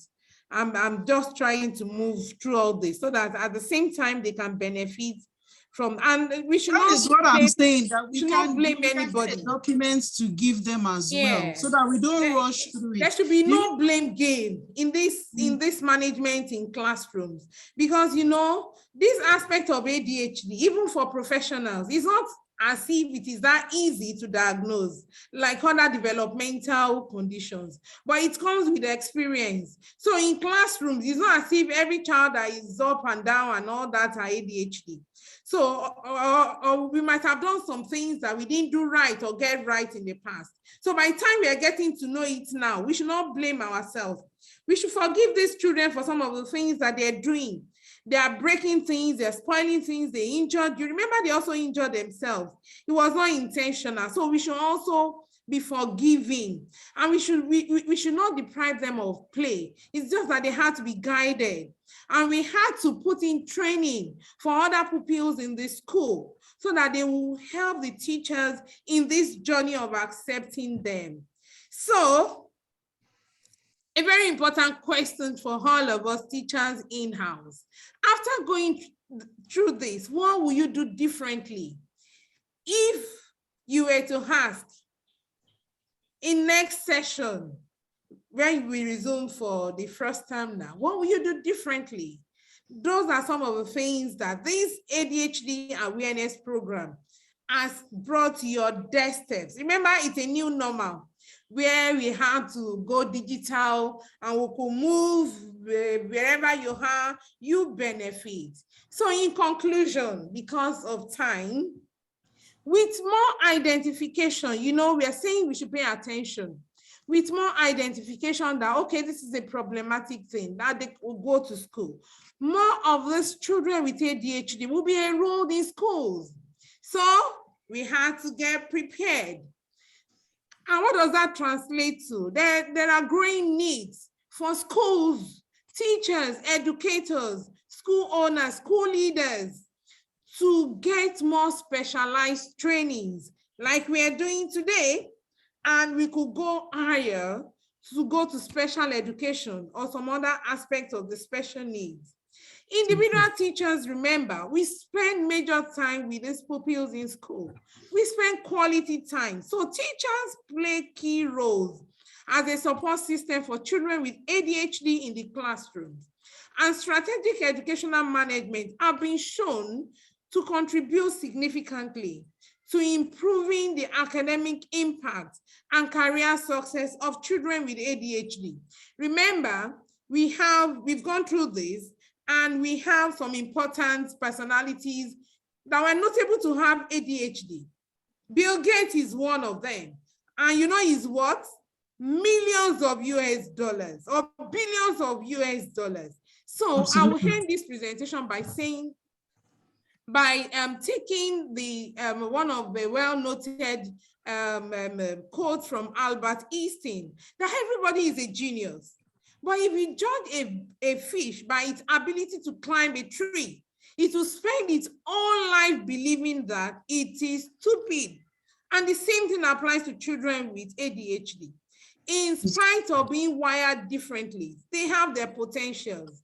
And we all need to help them to maximize these potentials and let the latent talent becomes obvious so that they can join the talents or potentials. They may be athletics, they may be, champions, leaders, and many other ICT or farming and all that. So thank you so much for your wonderful attention.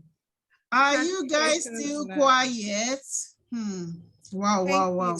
That is just, in short, people have been, please type something wonderful for Dr. Bello Mujid, for Dr. Olayinka Atilola, You cannot tell me that you've not gotten a wealth, as in we've given you an armor with today's presentation. And I know we've seen all your questions, and I know you can see the passion in Dr. Bello Mojid's voice. She wants to tell you everything and really equip you because she's very passionate about this. And there are a couple of things that you even mentioned, Doc, that, you know, I wish a lot of teachers knew about what you were saying here, because it would have really changed the trajectory of a child's life, this education that you're giving us. I want to really thank you, because I can even see from the chat that a lot of parents here, a lot of teachers here, please type in an emoji if you are a teacher and appreciate her. This is powerful stuff. Thank you so much, Ma. Thank you so much, Dr. Atilola. Please, if you are there, Dr. Atilola, can you put on your video? Let's just touch some of the questions that we have here. And if we can answer them very briefly so that we don't take too much time, it will be fantastic. Thank you so much, everyone. If you're also on WhatsApp, please, in the WhatsApp group, you can also share your message there if you don't know how to use the Zoom platform, and we'll get to them. Remember, we have another session tomorrow, so send in your questions, okay? We have a lot of questions here. Dr. Bello Mojid and Dr. Atilola, are you there? If you can put on your videos, I've pinned you on the screen. Thank you so much, Yes, sir, for your time. Thank you. We had a wonderful session with you as well. So we have a couple of questions here, live questions that have been coming in. The first one that I outlined here is from Tokwe Adaraloye. He said, my son has ADHD and was diagnosed and managed since last year, January. The symptoms haven't subsided. Do you think it should be reviewed again? You know, he's being managed at the Federal Neuro in Oshodi. So we can just give like a minute for each response so that we can go through all of them. There are so many. Thank you so much, sir. Should I answer that question? Okay, Because Dr. the child is Right. coming to, Dr. Tilola, should I go for that? The child is coming to our center. So should I go? Yes, please go. Okay, if the child was diagnosed for ADHD last year, January, remember that management is a continual thing. And we say that once ADHD sets in, the symptoms may be improving, but it doesn't mean that the child does not have ADHD. So we give appointment to be followed up in clinic. So this child should come to clinic and we will review the management. And remember, we said ADHD does not work alone. So, and when you come, you can ask of Dr. Bello Mojid. Oh, thank you so much. So this one is express access, so that we're giving you on ADHD Awareness Series. Thank you so much, Ma. We have another question from Jumia. She said, can a child with ADHD, untreated and undetected, grow to be an adult with ADHD? Dr. Atilola? Please, can you take the last part of the question again? Said, can a child with ADHD that remains undetected, you know, and untreated, can that child grow to become an adult living with ADHD? Well, of course, that is the most common natural outcome. A significant proportion of people with ADHD will transit from childhood ADHD into adult ADHD. In fact, we have seen instances where ADHD is undetected as a child because somehow the child is able to, like, they know that the child has issues, they have been complaining from school, or maybe when they are reasonably brilliant, they are able to mask many of their inattention symptoms and progress to adulthood. But by the time they get into adult, I see a lot of adults who now find themselves in an extremely organized environment, and they are having issues with following meetings. Their boss is asking them, okay, to summarize a meeting, and they don't seem to even have any idea of what was discussed in the meeting. They are getting poor appraisals here and there. And then they start asking themselves, what is wrong with me? And then in the course of that, they talk to someone who refer them And that will be the first time we are diagnosing them with ADHD Yeah, and diabetes. So wow. these are. And this is kind of, it mirrors a question that came in from our website by Chisom. And she was asking if ADHD can disappear with age, especially when untreated. So I believe the answer is no, right? No, it can attenuate at times, but it may not disappear entirely. Okay, thank you so much, sir. So it's very important that we key into the information that we're getting here. You must seek professional help, okay? The one question that keeps reoccurring both on the website and even here on the live Zoom webinar is the relationship between ADHD and autism. Is there a relationship there? Dr. Bello Mujid. Thank you very much. Autism, ADHD, intellectual disability or learning disabilities, cerebral palsy or global developmental delay. Those are examples of neurodevelopmental disorders that work hand in hand.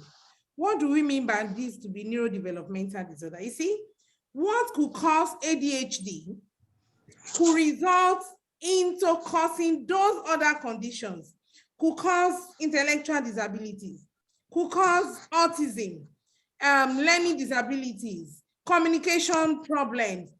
So we are at times to say one single cause may result into several different conditions. And at times, many conditions will cause a particular problem. So they usually occur together. And that's why we said they occur at a very early age. It affects the immature brain that are still developing. And it usually affects the central nervous system. That is the part of the brain that connects the spinal cord. And many a time when it occurs, we say it persists into adulthood. It doesn't mean that they won't improve in terms of the condition, but some of those conditions will be getting better with professional help. And that's why for hyperactivity, if it is mainly hyperactivity that the child has in adulthood, it may be so minimal that the inattention will then come up. And with medication, the inattention usually responds well to medication. For example, we talk about stimulants. We don't usually use drug as first line for children, but for ADHD, drug is the first line. We still have some other behavioral, but drug is indicated, so like stimulant. So if the person is using it, maybe they may not even show as if the person is having a major issue. So it can co-occur with those other neurodevelopmental early childhood medical conditions. Thank you. Thank you so much, Dr. Bello Mujid. I think one thing that I want to reiterate with what you just said is the fact that, yes, we've given some coping mechanisms for the teachers and some kind of behavioral, modifications and environmental, tools that we could use to help this child. But one thing everyone here must take away from today's episode is the fact that you need medical attention. You need a specialist to bring medication into the picture. I'm actually speaking about this because I saw a question about from like a father that was saying that what if the child is overactive and I cannot cope anymore? So when you're saying you cannot cope anymore, it makes me wonder, what have you done how do you classify that? Because I couldn't really put up that question because I don't know his definition of cope. Is he saying that have you taken the proper steps that we've just mentioned? I think I can relate with that caregiver. You see, having children is so hyperactive. I can relate. Okay. I can relate with that caregiver. Having a child with this type of condition is very exhaustive to take care of. So the person may just need some other supportive management. That is, even the caregivers may need support. We may need to connect with some support group. They may need to join some other similar parent group. And they may need to see psychologists that will use talking therapy to go extra length to help them. So okay, beautiful. Better. Yeah, absolutely. Thank you so much. We see a lot of questions coming in from the WhatsApp group. So thank you so much for your questions. We'll be rounding up quite shortly, but don't be discouraged. Just keep putting your questions there. We'll collate them because we'll be back here tomorrow, okay? We have a question here from Edna. She said, how do you manage a child that has a speech delay challenge in addition to ADHD? That's a speech delay challenge in addition to ADHD. Are there medications for this? My son is 4 and talks minimally. I don't know, Dr. Atilola, do you want to, I think both of you might want to add something to this. Well, just like we have said earlier, that there is hyperactivity and there is ADHD as a condition. Yeah. A child may have symptoms of hyperactivity as a complication or as something that goes together with another neurodevelopmental issue. For instance, there is no language deficit in terms of expressive language deficit that is associated with ADHD. It is not a symptom of ADHD. What happens is that language deficit is a symptom of another neurodevelopmental disorder, probably autism, while the hyperactivity is what is like a complication of the original problem, or when they say two things work together. Hyperactivity is just working together with the primary problem that made the child not to talk. So sometimes when we talk about topics like this, it's always good to explain to people that every child that is hyperactive does not necessarily have ADHD, and that hyperactivity can be part of another problem. So the first step is when you see a neurodevelopmental gap in your child. What I mean by neurodevelopmental gap is this is the time this child is supposed to walk and it's not walking. This is the time when the child is supposed to talk, it is not talking. This is the time when the child is supposed to be interacting with other children and is not interacting with other children. This is the time when this child should be getting calmer and is not getting calmer. In fact, it's getting more hyperactive. Those are what I mean by neurodevelopmental gaps. Anyone that you see can be the reason why you go to the hospital. And when I say hospital, sometimes it's more useful that you see a specialist, because one of the observations that I've had is that in the course of the training of doctors in general, there is a limit to how much knowledge and skill they were able to get out of their general medical training when it comes to neurodevelopmental issues. And many a times they may have told a mother that it's okay, maybe let the child grow a bit more, let's see. So sometimes it's better to say that you want to see a specialist to evaluate that neurodevelopmental gap and make a proper diagnosis. And it is when we now make a proper diagnosis that we can know what to do, rather than box everything under ADHD. It is not always the case. A very Yes, fast thank you so one. much, Dr. Atilola. Go ahead. Very fast one. That child will need to see speech pathologist, speech therapist. They are important part of the multidisciplinary professionals that attend to children with speech deficit or delay. Just a fast one. Okay. Thank you so much. So basically, we are saying that there could be comorbidity. You cannot identify the care that would give the child until we have clearly defined the diagnosis and other comorbidities that lie therein. Okay. Absolutely. I just want to make sure at least we touch one question, because thank you so much. We had lots of subscribers. Our WhatsApp room was full to the brim, over 500. We have 2 rooms. So that was a question from the first WhatsApp room. I'm taking the one from the second WhatsApp room so that I touch base on both platforms. It's from Fatai.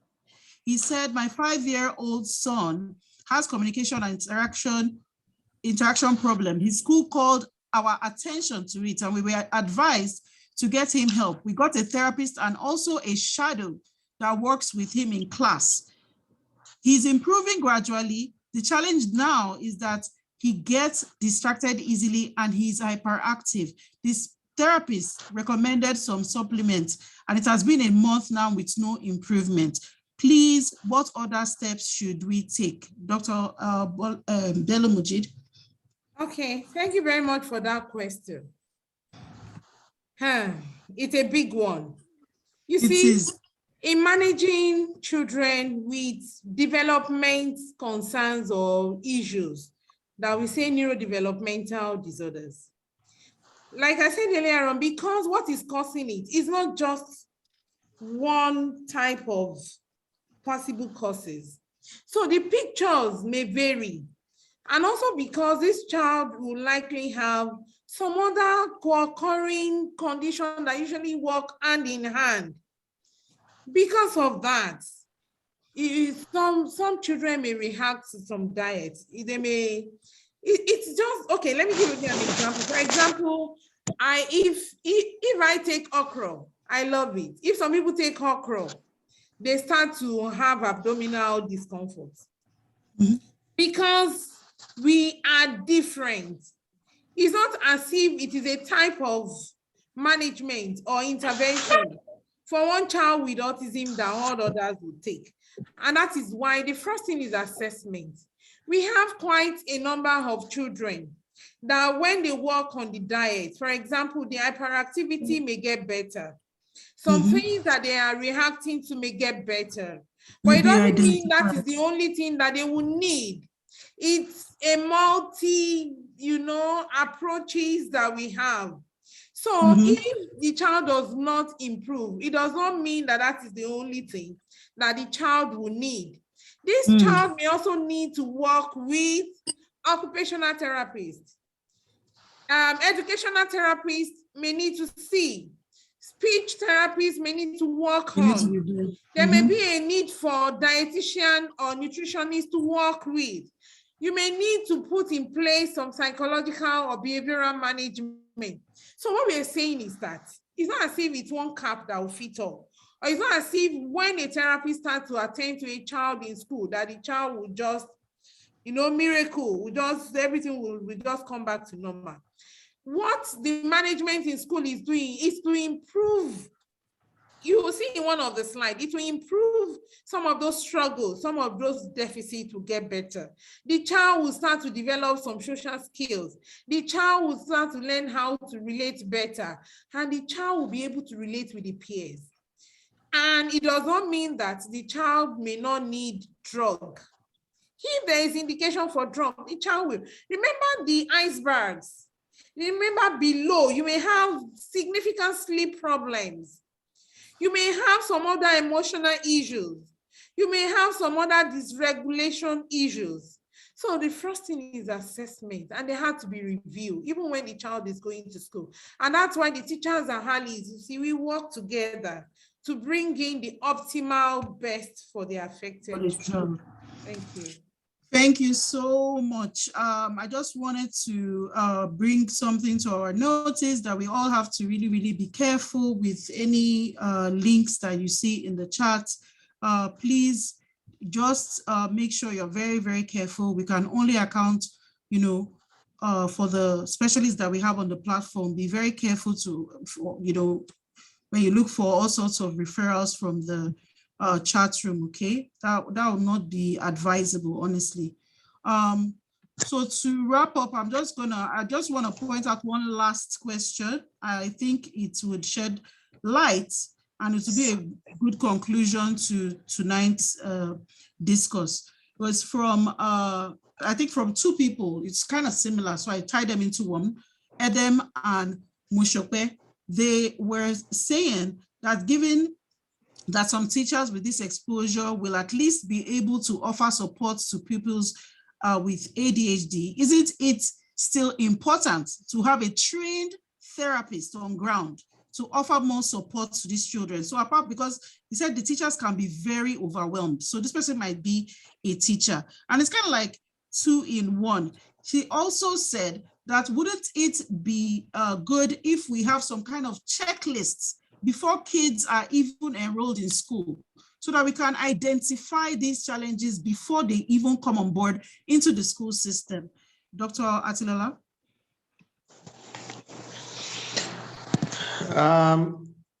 Yes, there are different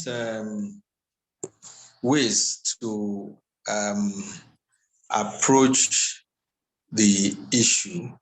One of the things I always say is that sometimes it depends on the kind of school. If you have a school with a large class and you have one child with ADHD, another child with autism, another child with learning difficulty, and there are a total of 21 children in the class, and there is a teacher. Well, you have to be a superman or a superwoman to navigate that. And one of the I always say is that teachers inadvertently, not because they want to be deliberately want to act that way, but teachers tend to inadvertently focus on children that are getting it more than the ones that are not getting it, because of the fact that there is also a need to deliver. I mean, parents want to come to you, but you should have started learning this, it's not learning. So you want to deliver, but at the same time, you want to carry the other child or the other children that are having difficulties along. Sometimes it can be overwhelming. And that's why sometimes it's become relevant that there is a facilitator, like another teacher, especially somebody who is trained in the art of how to help children that are having difficulty in that same classroom, who will, while the teacher is focusing on everybody, that facilitator is focusing specifically on the child with difficulty, understanding what the difficulty that child is having and getting past that difficulty so that the child can be part of the class. Of course, sometimes even when there is a need to remove the child from the class temporarily, a teacher cannot remove a child temporarily and abandon the other children. But a facilitator can do that even without anybody noticing, like this is happening. So that is a model that is well accepted, and it's a model that schools need to begin to embrace in their special units. And like you said also, that sometimes it's also good that there is something that we don't embrace in this country, but which is important, which is the concept of neurodevelopmental surveillance, in which we are not waiting for problem to develop. Every child that is otherwise growing up normally, say every year in school, we do some kind of assessment, which is just a basic assessment. It cannot take more than 10 minutes for every child. And then after that, in the course of that neurodevelopmental assessment, some children will be red flagged. Now, it doesn't mean that these children have any problem. It's just saying that the test is pointing to the fact that there's something that is not that's not the way it's supposed to be. Such a child, let's say in a child of a class of 1,000, we red flag 12. Instead of getting a doctor to evaluate 1,000 children, that means the doctor is going to just be evaluating 12 children. So those 12 children will be examined, will be evaluated by a professional, and then what is going on can be identified. Maybe out of that 12, we identify a neurodevelopmental disorder in 10, and there's a 2 that we just say, I think the test just malfunctioned. There's nothing wrong with them. Now, those 10 are the people that will receive intervention, and that intervention will now be able to start early because we didn't wait for it to stare us in the face before we detect it. We actually were looking for it. So where teachers can come in here is things like teachers can actually be trained to do basic neurodevelopmental surveillance, because most of the people that do neurodevelopmental surveillance are not doctors. They are just people who have undergone a short training, probably a week training. So some of these things can improve our chances of identifying children early and intervening early, rather than we are waiting for a 12-year-old who is not talking, and then we are coming to the hospital. By that time, there is limit to how much intervention that can be done. Awesome. So that's beautiful. I don't know if Dr. Bello Mojid wants to say anything, but looking at the time, you can also add value and give like your parting message, because we really want to know yes, the step is actually good, but what is the party message that you want to give to everyone on the platform today? Because people want to know, how can we, yes, the teachers can help. What about the government? Where do we stand as a people with this ADHD? You know, how do we move forward? Okay. Well, the truth is, Nigeria has a number of health issues, and globally, it is pathetic, but it is the truth that neurodevelopmental conditions are not prioritized. They are not given the kind of attention that they actually deserve. Even when, like when Dr. Atilola was talking about neurosurveillance or neurodevelopmental from Nigeria, I'm sure some teachers on the platform will have experienced also on special schools. You write proposals for population studies or epidemiological studies to even have well represented, you know, big information from Nigeria. But that's not the priority. But be that as it may, see, the government is making important effort in terms of government-owned hospitals, government-owned centers. Indirectly, government is paying for services because these services are very expensive. It is the truth. For example, many of these instruments we're talking about, you want to order to have the instrument. Maybe you use 1 month's salary of a doctor to pay for one instrument. Wow. So, but indirectly, government try to subsidize the cost. If you attend government hospitals, because government pays the staff, so you are having services that have indirectly been paid for. Out there, people rendering special services, they're putting in so much, and they also need support. Because we have philanthropists, we have even people in politics that will actually pay for those services. And those in private settings will be able to render those services for these children. It's huge. When we are talking about how can people contribute and all that is needed is for those people that want to help to go to credible centers, and they will have report for what they are supporting those children for. But when we talked about school services, that this program, this awareness program, this is an awareness program, does not make anybody a specialist. But you know, even developed countries, as they have many of them, it's never enough for them. And that's why they're opening doors for our best to come from Nigeria and all, except some of us that said, okay, we're not going. So please don't leave us. So even this awareness program will put some information right. Like Dr. Atilola was talking about the myths and the facts. Many people don't know what it is. I've lost count of parents that will tell you that they've taken a particular child with developmental, they've moved around, they've had lots of scarification marks, they've had dislocations of the hips, they've had many complications. Why? Because they thought it was caused by demons, or they thought it was caused by something that was not right, done by somebody from the transgenerational, you know, system and all that.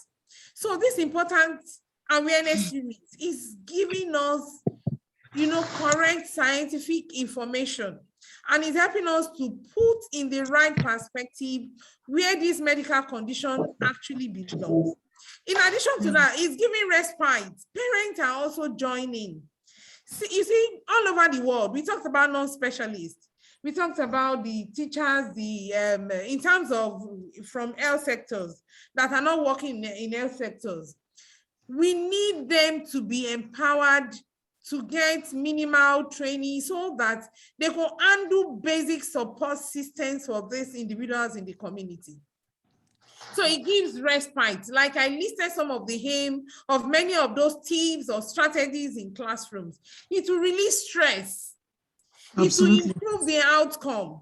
So, but for schools that could afford, you see, ideally, anywhere we have special needs, they should employ special need educators, special needs services.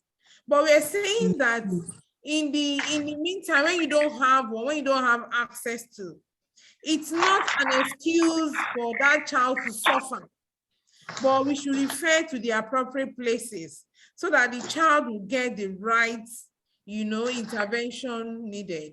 And the takeaway from this is that when we talked about neurodevelopmental disorders, such as ADHD, attention deficit hyperactivity disorder, autism spectrum disorders, learning disabilities, intellectual disabilities, communication disorders, global developmental delay, or otherwise called cerebral palsy, they are medical conditions. And every one of us has one role or the other to play. So this awareness program, we can have many other people that could sponsor awareness programs. We could have teachers to be sponsored to come and also train us more and things like that. We could have people from the communities so that we all come together to help these children, irrespective of the settings where they are found. We can help them in one way or the other. And let us accept them.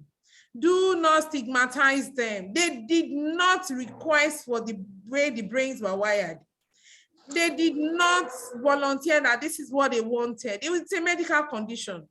It's just that we had in the period of development or growth of the brain, we have some connections, ideally some brains were meant to, like you're having some dead cells, some will be dying, some will be regenerating. So for them, we didn't have the normal pattern that will have helped to correct those behaviors.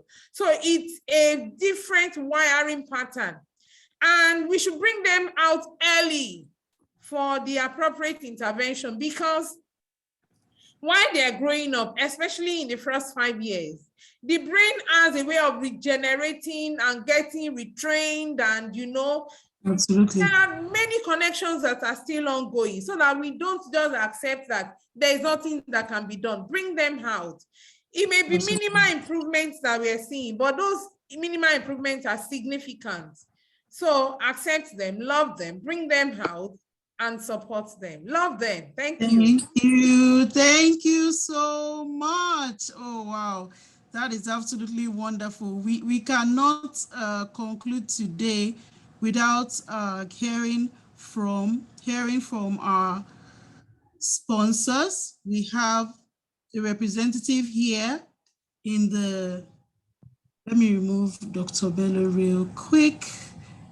Can you hear me, Uka? I can see you.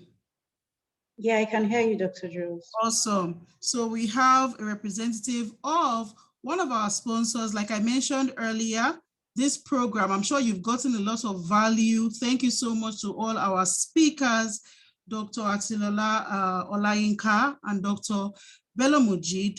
We've learned a lot, but we cannot conclude today's webinar without getting a word from our sponsors. Like we said, this was brought to you by Lagos State. We also supported by the NGO Mind Trust, and we have a representative from Jensen Pharmaceuticals that is here to speak to us briefly. Her name is Awonoke Edausa. Go ahead, please. Hello, everyone, and good evening. I don't intend to, have another lecture. I just want to thank you all so much. It's past 7, it's over 2 hours, and we have almost 200 people still here. So it tells a lot that you really want to learn. We thank you for hanging on there till this very moment. I represent Janssen Pharmaceutical Companies of Johnson & Johnson. So this program is brought to you by Janssen in collaboration with the Lagos State Ministry of Health, the Association for Child and Adolescent Psychiatrists, and allied professionals of Nigeria, and Mind Trust, which is an NGO. So thank you very much for the teachers. I believe that this has been helpful. A parting word from me, this was brought to you for one reason: seek medical advice, right? Don't try to figure it out on your own. You have heard from the professionals. Thank you very much and good night. Wow, thank you so much to Janssen Pharmaceutical for making this happen. We've had a wonderful time. Please let's appreciate our sponsors. I'm sure you've gotten lots of value. Tomorrow, we still have a lot to talk about. So if you're a parent, please make sure you tune in tomorrow. You have a lot of value there that we're going to give you. Teachers as well, you always handle the PTA meetings and all of that. You are kind of like the go-between, between the child and the parents. So it's very important that you tune in tomorrow. We'll be giving you tips on, because there are a lot of talk and questions around hyperactivity, childhood energy. What's the relationship between the childhood energy and ADHD? And also coping mechanisms for parents. So you don't want to miss tomorrow's episode of ADHD Awareness Series. I hope you've had a wonderful time. Thank you so much. Please keep sharing the links to your friends. This can go a long way to transforming the life of a child, okay? So thank you all so much. We look forward to seeing you again tomorrow. Keep the questions coming in, even on WhatsApp and on the website. We'll address them, we'll collate them, and we'll get them answered, okay? Thank you so much. Good night, everyone. Thank you. I see you, Sarah. Thank Emeka. you. Bye, everyone. You've been Bye-bye. awesome. Wonderful Yes. audience. Bye. Thank you. Yes, so they were nice. Very nice. Thank you, Dr. Atilola. Good night, Thank you. everyone. Good night, everyone. Bye.